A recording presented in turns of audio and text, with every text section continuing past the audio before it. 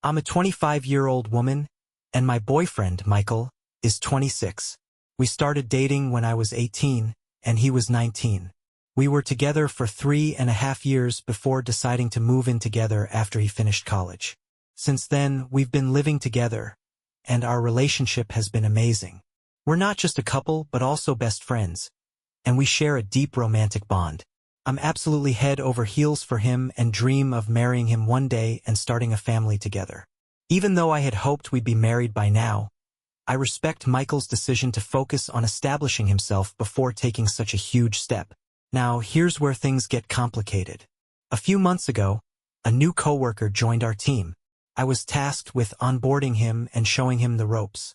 His name is Jason, and he's a former professional athlete in incredible shape. The twist? Jason is married, but he and his wife are in an open relationship. They have a child together, conceived while she was still married to someone else, and she continues to have a physical relationship with her ex-husband and others. During one of our conversations, Jason told me all about his situation. At first, I found it unusual and pretty unconventional, especially the arrangement his wife has with her ex. When the topic came up, Jason asked for my opinion on open relationships. I told him straight up that I was completely against the idea and could never see myself sharing my partner or being with another man. We wrapped up that discussion with him casually saying, "Let me know if you ever want to try it out. I think you'd change your mind." I was caught off guard by his comment but just laughed it off and changed the subject. Over the past few weeks, Jason and I have grown closer at work. I have to admit, I've developed a strong physical attraction to him. Recently, we've even started flirting, and it's making me uneasy because I can see where this could lead. I haven't shared any of this with Michael because I know it would devastate him. He's not overly controlling, but he firmly believes in a one-man, one-woman relationship. Even flirting would be a serious betrayal of his trust. I decided to take a risk and bring up the topic of open relationships with Michael to see where he stands. For those who've explored this kind of relationship, I have some questions. How do you start that conversation? What do you say? And how did it impact your relationship? Did it get better or worse after opening things up? When I finally spoke with Michael about it, I didn't directly ask for an open relationship. Instead, I mentioned Jason. I told him that Jason was a new colleague and that some coworkers said he and his wife were in an open marriage, and she still had a physical relationship with her ex-husband. Michael's immediate reaction was, "That's disgusting." He went on to say that Jason must be out of his mind because no man would be okay with his wife being intimate with someone else. He also made some less than flattering remarks about Jason's wife. I just laughed, agreed with him, and quickly changed the topic. It's become clear that my desire for Jason will remain unfulfilled, at least for now.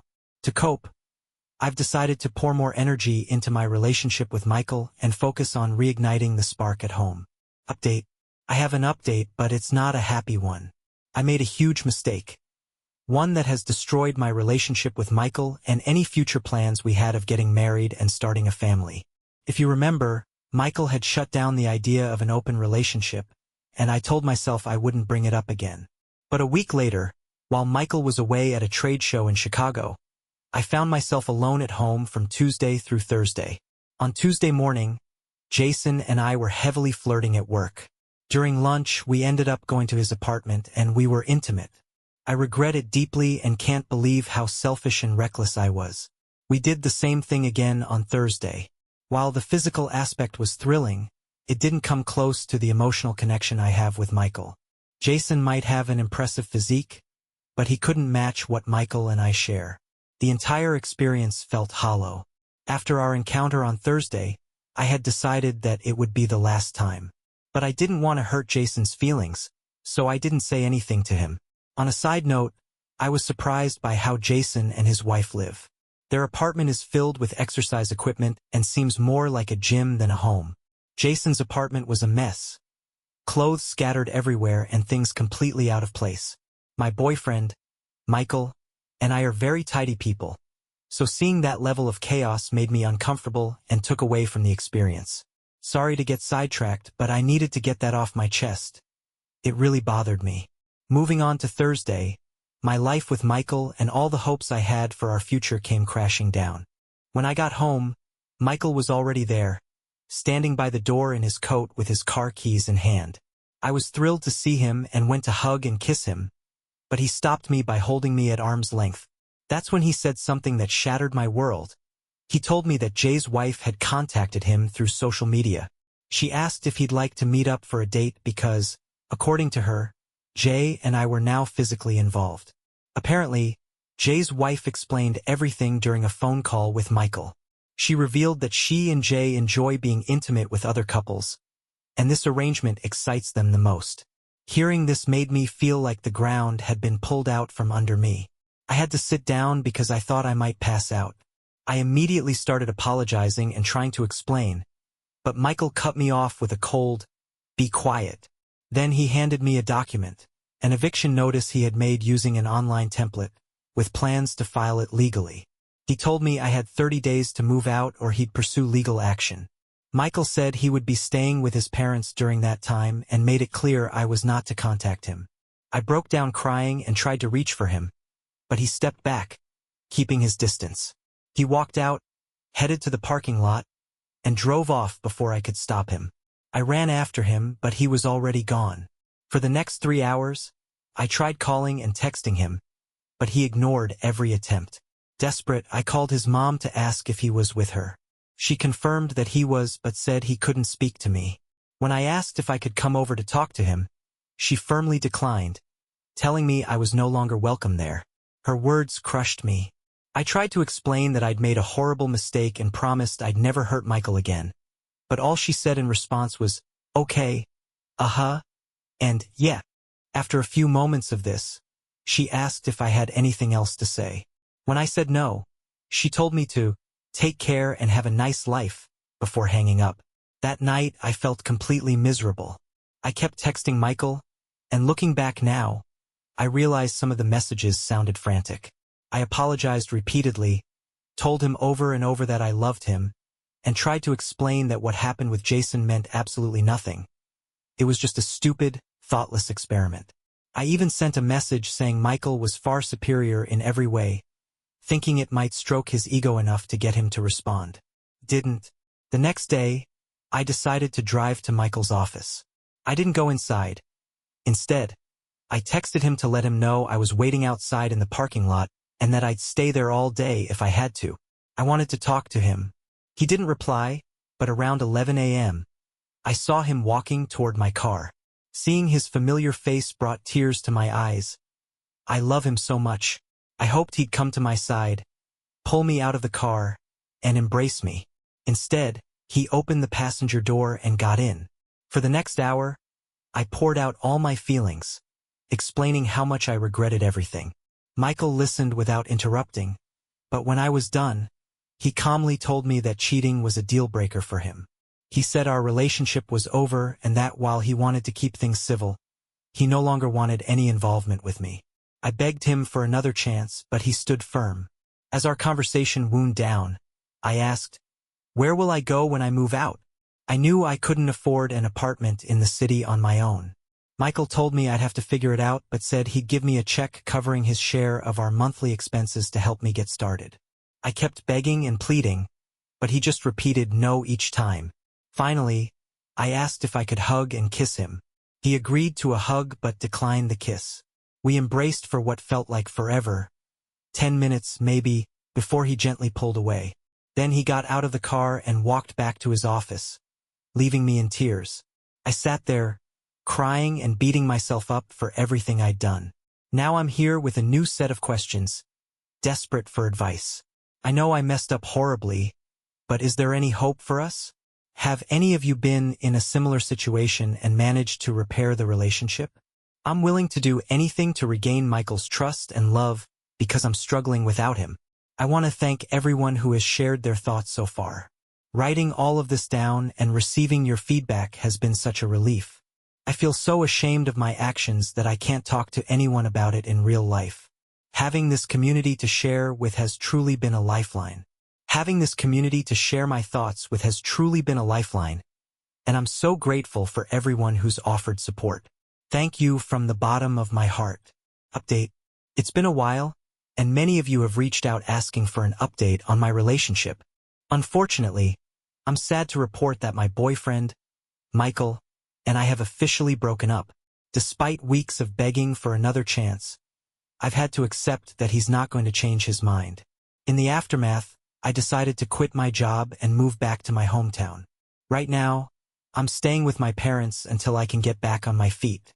I couldn't afford to stay in the city on my own, and working at the same company as Jason was out of the question.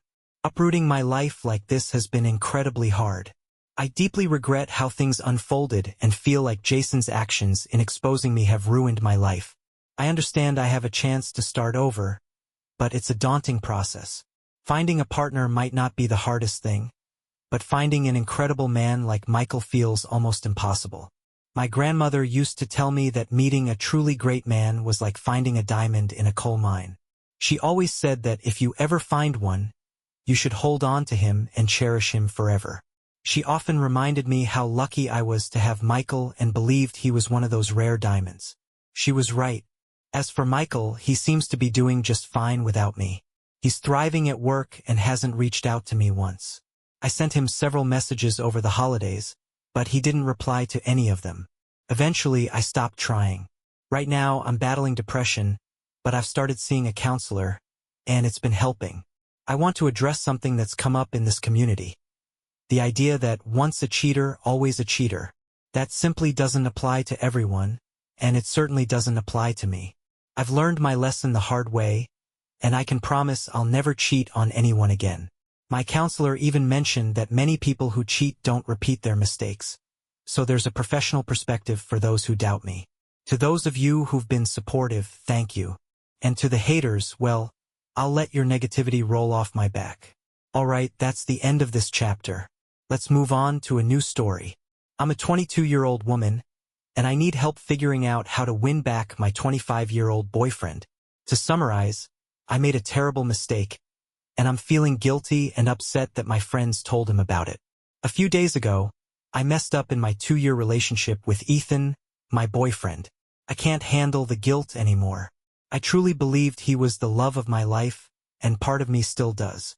But lately, things had started feeling stagnant between us.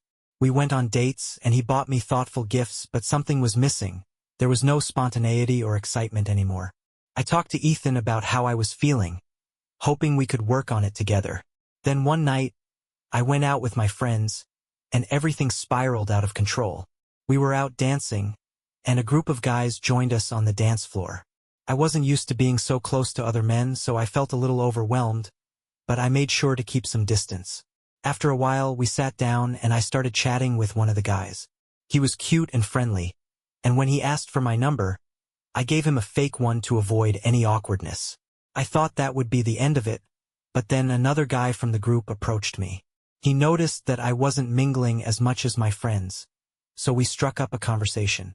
He told me he'd recently ended a long-term relationship. Instead of excusing myself, I asked him what had happened. He explained that his relationship had grown dull and routine. I couldn't help but share that I'd been feeling the same way in my own relationship.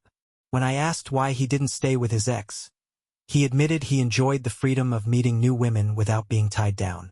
We kept talking, and I found myself drawn to him. When my friends decided to leave, he gave me his number. On the way to my friend's house, I texted him. I said I'd grab an Uber home, but ended up going to his place instead. It was a beautiful house with a fancy car parked in the driveway.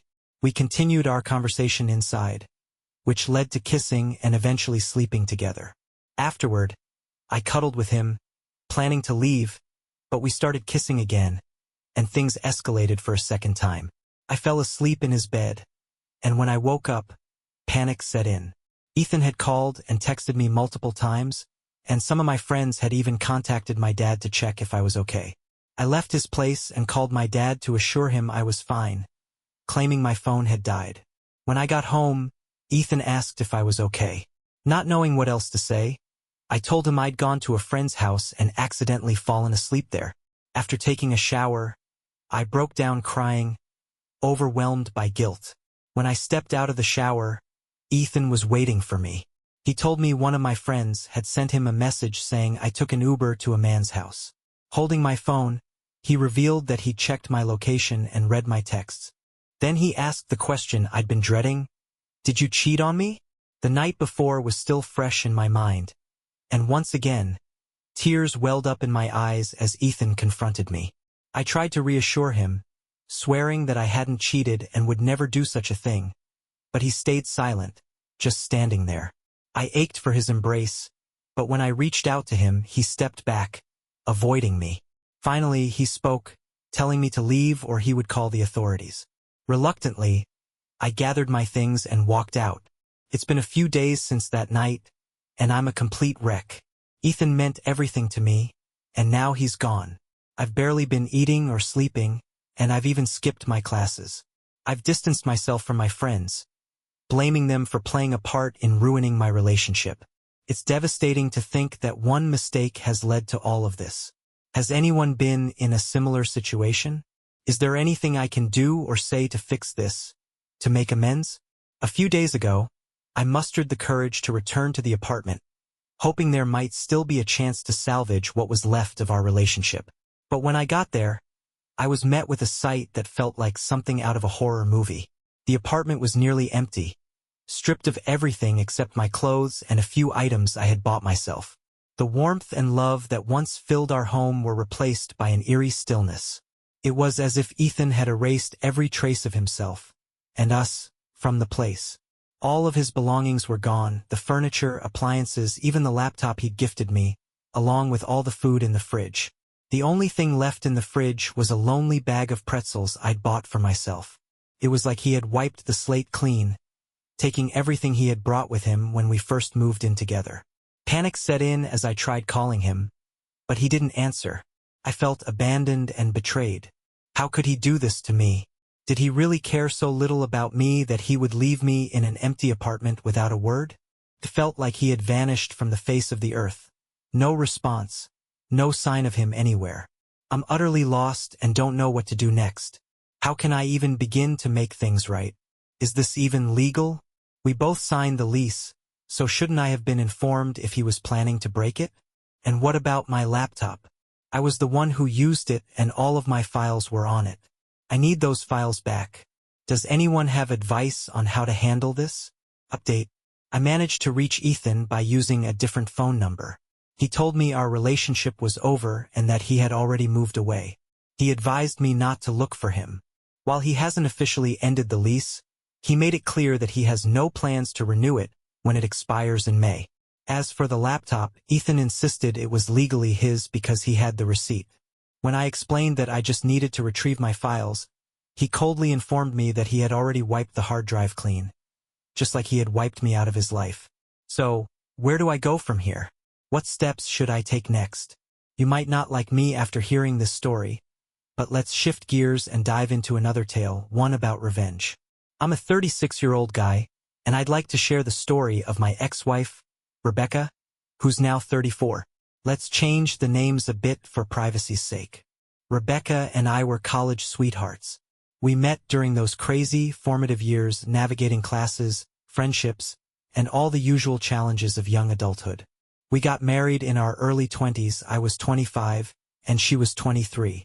At first, our marriage was fine, but it didn't take long for things to get rocky. I was studying medicine, and Rebecca was pursuing a degree in accounting. While I was okay with the challenges we faced, she seemed restless, acting as if she were still single. Back then, I didn't see it as a major issue.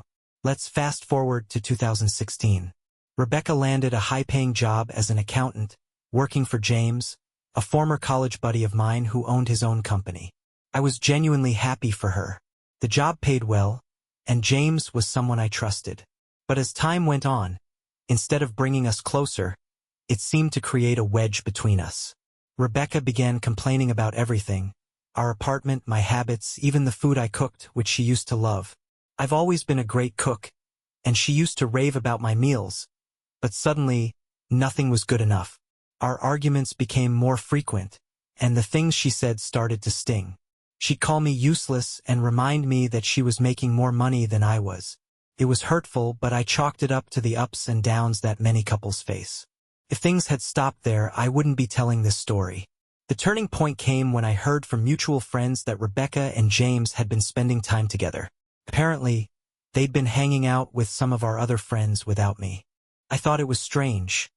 Why was she socializing with him without me? When I confronted them about it, they both insisted it was a last-minute plan and said they hadn't invited me because I was out of town for work. I wanted to believe them, so I let it go. Then came 2017, the year everything fell apart. Things started falling apart, and my suspicions grew stronger. Anyone in a relationship knows that when your intimate life suddenly disappears, it's a glaring warning sign. I became paranoid, and every time I tried to talk to Rebecca about it, I was met with resistance. I'm not proud of it, but I started yelling at her frequently, demanding answers, because something just felt off. How can the person you're closest to barely talk to you or spend time with you while insisting nothing is wrong? That's not normal. Ironically, this should have been a fantastic year for us. We'd both paid off our student loans and were at the peak of our financial stability. It should have been a time of celebration. My friends and I even decided to open a small medical shop as a side business. One of those friends, Sam, suggested we celebrate the new venture by going to a pub. While we were there, I spotted a woman on the dance floor who looked strikingly like Rebecca. At first, I thought it couldn't be her, but curiosity got the better of me. As I moved closer, I realized it was her. And she wasn't alone. She was dancing hand in hand with James. At first, I tried to convince myself it wasn't a big deal. After all, they were friends and colleagues, just like I was out with my coworkers. But deep down, it bothered me. So I decided to send her a text, casually asking where she was. Rebecca replied, claiming she was already home. That was a massive red flag, blaring like a parade of red flags. I immediately texted back, calling her out on the lie. She got defensive and quickly texted that she was just heading home. Moments later, she left the pub, and I followed not long after, determined to confront her about James. When I got home, I asked her directly, face-to-face, about James. The look on her face said it all. She looked like she'd just seen a ghost. Her reaction wasn't what you'd expect from someone being asked about an innocent friendship. She stammered and tried to brush it off, but I wasn't buying it. That night, my suspicions got the better of me. I know it's not the best way to handle things, but I decided to snoop through her phone. We used to share our passwords, but she had changed hers. The next day, I managed to figure it out and unlocked her phone. What I found was worse than anything I could have imagined. There were countless texts, inappropriate pictures, degrading messages, and even Rebecca calling James Daddy. They had been sharing intimate details, including how thrilling she found their time at the pub. It shattered me to the core. Rebecca and I had made a promise to always be honest with each other, to communicate if either of us felt bored or wanted to explore new things. She had broken that promise, and with it, everything we'd built together. I couldn't look at her the same way anymore. That night, I cried myself to sleep, consumed by heartbreak and anger. Part of me wanted to come up with a plan to get back at her, but I was too overwhelmed by emotion to think clearly. The next morning, I confronted her about what I'd found. Without showing her the evidence, I demanded answers. Rebecca didn't take it well. She started yelling at me, accusing me of being abusive and paranoid. She stormed out, and later that afternoon, I found out she had created a group chat with her friends, painting me as an abusive partner. When she came home that evening, she dropped the final bombshell. She told me she was in love with James and wanted a divorce. I begged her to talk things through, but she refused. Instead, she started berating me, which led to an argument. In the heat of the moment, she called the cops. The police told me I needed to leave the house for the night, so I stayed with my sister. When I returned the next morning, I saw James's car parked outside. It was as if Rebecca wanted to rub it in my face. Any lingering doubts I had were gone. She and James had been planning this for a long time. I consulted a lawyer and found out that Rebecca had already filed a complaint against me, accusing me of being abusive. Without a prenuptial agreement, things didn't look good for me. Our country's laws don't recognize infidelity as a fault in divorce proceedings, so despite everything she'd done, she was entitled to half of our assets. The false abuse claims could even lead to legal action against me. A few days later, Rebecca contacted me. She didn't want to talk or work things out. She simply wanted to finalize the divorce. After 12 years together, including 4 years of marriage, she ended things with a text message. To make matters worse, James had completely taken my place. By the time we were officially divorced in early 2018, Rebecca and James were openly dating. She seemed to be thriving without me, while I was left to pick up the pieces of my life. Our mutual friends sided with her, believing her story that I was abusive, and they saw James as her knight in shining armor. I lost everything: my job, my home, my reputation, and even some of our mutual friends, all because of Rebecca's affair and lies. Left with no other option, I relocated to a new city to start fresh. Saladin was instrumental in helping me rebuild my life. He got me a decent-paying job, not as good as my previous one, but far better than the alternatives. As I worked hard to piece my life back together, Saladin and I became closer than ever. My dating life, however, was a disaster. Trusting anyone felt impossible, and I stayed away from relationships altogether. Rebecca and I had no communication, and the last thing I heard was that she had moved in with James. Apparently, they were thriving together. Fast forward to the end of 2020, and things were finally looking up for me. Despite the challenges of the global pandemic, my pharmacy business venture with Saladin was thriving. Hard work left us exhausted, but it also filled our pockets. For the first time in a long while, I was financially secure. Then, out of the blue, a friend tipped me off. Rebecca and James had broken up. I was stunned. It turned out that Rebecca's knight in shining armor had cheated on her. Not only that, but James had abandoned her and their child. A child he had refused to even acknowledge by signing the birth certificate. Rebecca was now a single mother, left to raise the baby entirely on her own. I heard through mutual acquaintances that she had tried dating after James left but struggled because she wasn't over him, or me. The audacity of it all was mind-boggling. A small part of me felt vindicated by her struggles, but I'd be lying if I said I didn't miss her presence in my life. What I did next might make you cringe. I sent her an email. I wanted to know how she was doing.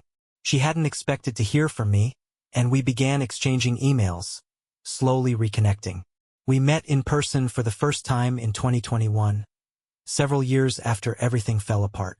Seeing her again was a shock. Rebecca looked nothing like the woman I had married. She had gained weight, lost her spark, and appeared perpetually exhausted. During our conversation, she opened up about James, her regrets, and the pain caused by her infidelity and lies. To my surprise, Rebecca sincerely apologized. She admitted she hadn't been thinking clearly and said James had poisoned her mind against me. While her apology offered some closure, her appearance and demeanor stirred up a mix of emotions: anger, pity, and a strange desire for revenge. Life had clearly dealt her a harsh hand, and karma seemed to have caught up with her. It should have been enough for me to walk away, but I wasn't finished.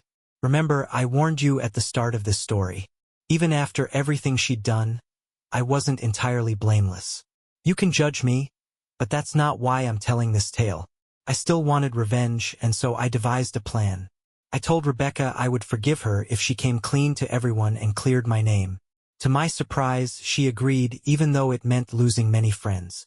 True to her word, she told the truth, and my reputation was restored.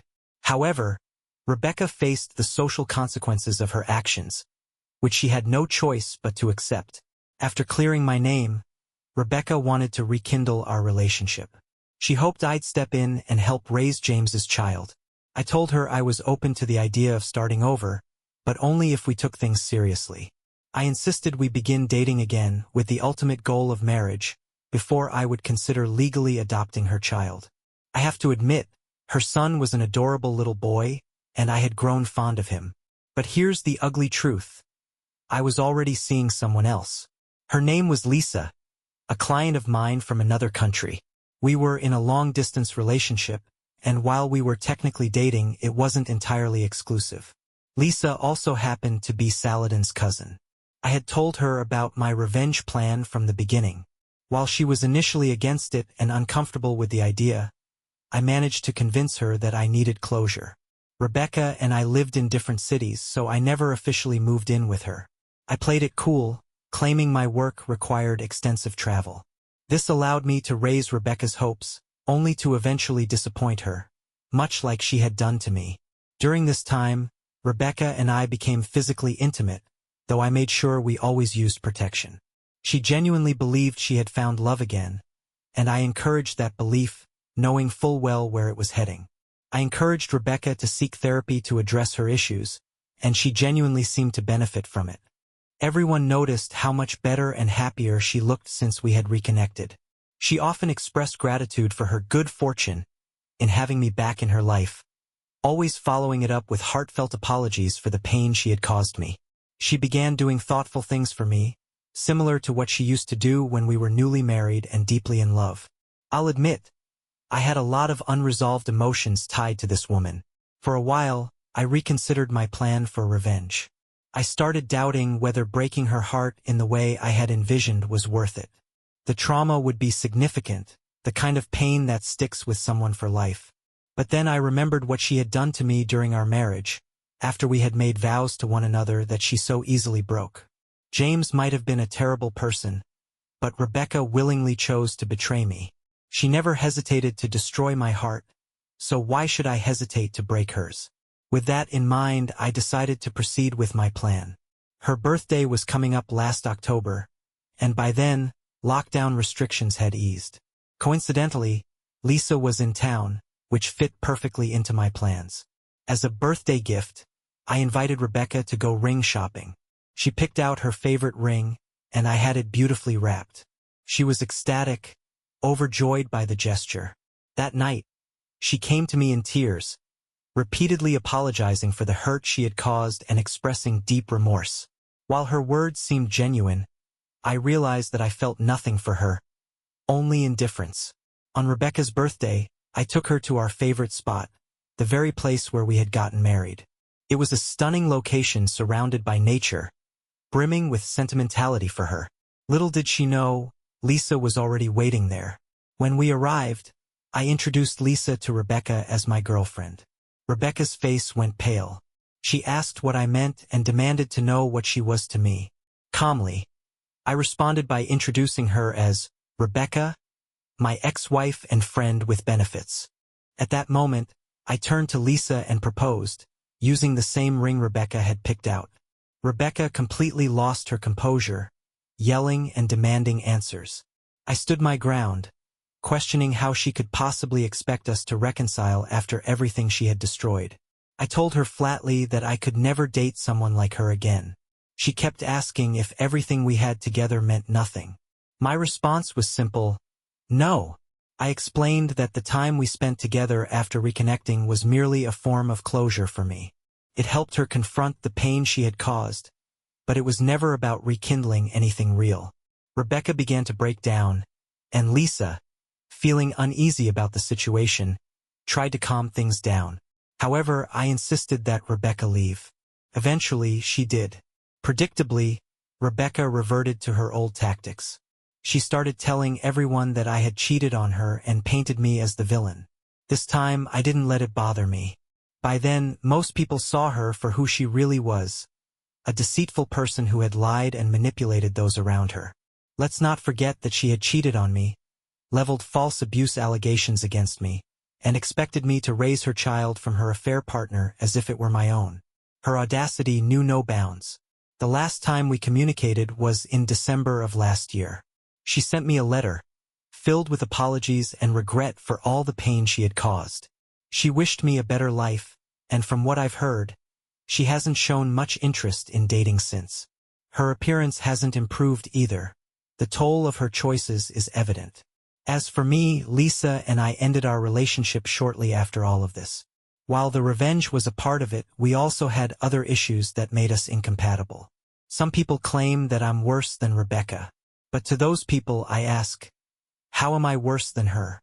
I loved her deeply, and she cheated on me. Because of her actions, I lost my home, my job, my reputation, and my friends.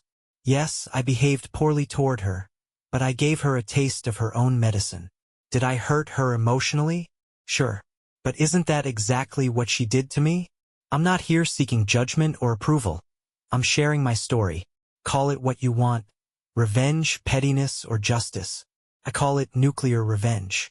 Thank you for listening.